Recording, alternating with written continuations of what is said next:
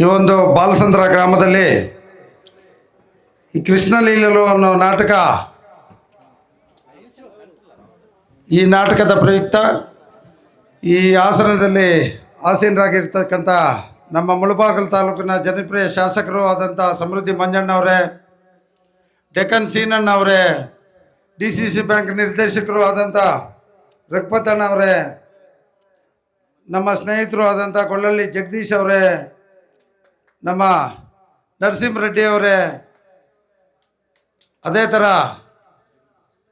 ನಮ್ಮ ವೇದಿಕೆಯಲ್ಲಿ ಇರ್ತಕ್ಕಂಥ ಎಲ್ಲ ನನ್ನ ಸ್ನೇಹಿತರೇ, ಬಂಧುಗಳೇ, ವೇದಿಕೆ ಮುಂಭಾಗ ಇರ್ತಕ್ಕಂಥ ಎಲ್ಲ ಗ್ರಾಮಸ್ಥರೇ, ಸುತ್ತಮುತ್ತಲಿನ ಎಲ್ಲ ನನ್ನ ಅಣ್ಣ ತಮ್ಮಂದರೆ, ಈ ಒಂದು ನಾಟಕಗಳು ಪ್ರತಿಯೊಂದು ಹಳ್ಳಿಯಲ್ಲೂ ನಡೀತಾ ಇತ್ತು ಮೊದಲು. ಇವಾಗ ತುಂಬ ನಶಿಸಿ ಹೋಗಿದೆ.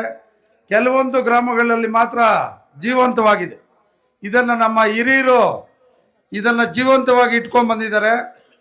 ನಮ್ಮ ಸುಬ್ರಾಯಪ್ಪ ಮಾಸ್ಟರ್ ಅವರು ನಮಗೆ DVG ಸ್ಕೂಲಲ್ಲಿ ಈ ನಾಟಕಗಳನ್ನ ಹೇಳ್ಕೊಡ್ತಾ ಇದ್ರು. ನಮ್ಮ ಗುರುಗಳು ಸುಬ್ರಾಯಪ್ಪ ಮಾಸ್ಟರ್ ಅವರು.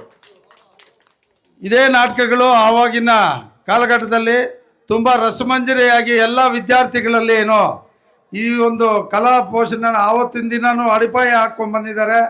ಅವರಿಗೆ ನನ್ನ ಇವತ್ತು ಈ ವೇದಿಕೆಯಲ್ಲಿ ಅದೇ ಊರಿಗೆ ಬಂದು ನಾನು ಒಂದು ಧನ್ಯವಾದಗಳನ್ನ ತಿಳಿಸಲು ನಾನು ಬಯಸ್ತಾ ಇದ್ದೀನಿ. ಅದೇ ಥರ ನಮ್ಮ ಶಾಸಕರು ಇಂಥ ಕಾರ್ಯಕ್ರಮಗಳಿಗೆ ಎಲ್ಲನೂ ಪ್ರೋತ್ಸಾಹ ನೀಡ್ತಾ, ಇದೇ ಥರ ನಮ್ಮ ತಾಲೂಕಲ್ಲಿ ಒಗ್ಗಟ್ಟು, ಈ ಒಂದು ನಾಟಕಗಳು ಇದೆಲ್ಲ ಊರಿನ ಒಗ್ಗಟ್ಟನ್ನು ಪ್ರದರ್ಶನ ಮಾಡ್ತದೆ. ಈ ಊರಲ್ಲಿ ಪ್ರತಿ ಆಲಂಗೂರು ಸೀನಣ್ಣ ಅವರಿದ್ದ ಮೊದಲಿಂದನೂ 80% ಆಲಂಗೂರು ಸೀನಣ್ಣವ್ರನ್ನ ಫಾಲೋ ಮಾಡಿಕೊಂಡು ಅದೇ ಪಕ್ಷಕ್ಕೆ ಓಟ್ ಹಾಕ್ಕೊಂಡು ಬರ್ತಾಯಿದ್ರು. ಅದೇ ಥರ ಮುಂದುವರ್ಸ್ಕೊಂಡು ಬಂದಿದ್ದಾರೆ ಇಲ್ಲಿನ ಹಿರಿಯರು, ನಮ್ಮ ಯುವಕ ಮಿತ್ರರು ಎಲ್ಲರೂ ಸೇರಿ. ಓಟ್ ಬಂದು ಕೇಳ್ದಿರೇ ಇರಲಿ, ಈ ಒಂದು ಗ್ರಾಮದಲ್ಲಿ JDS ಪಕ್ಷದ ಒಂದು ತವರು ಮನೆ ಅಂತಲೂ ಹೇಳಲು ಬಯಸ್ತೀನಿ. ಯಾವುದೇ ಈ ನಾಟಕ ಶುರು ಮಾಡಿಬಿಡ್ತಾರೆ, ದಯವಿಟ್ಟು ಎರಡು ಮಾತಲ್ಲಿ ಮುಗಿಸ್ತಾ ಇದ್ದೀನಿ.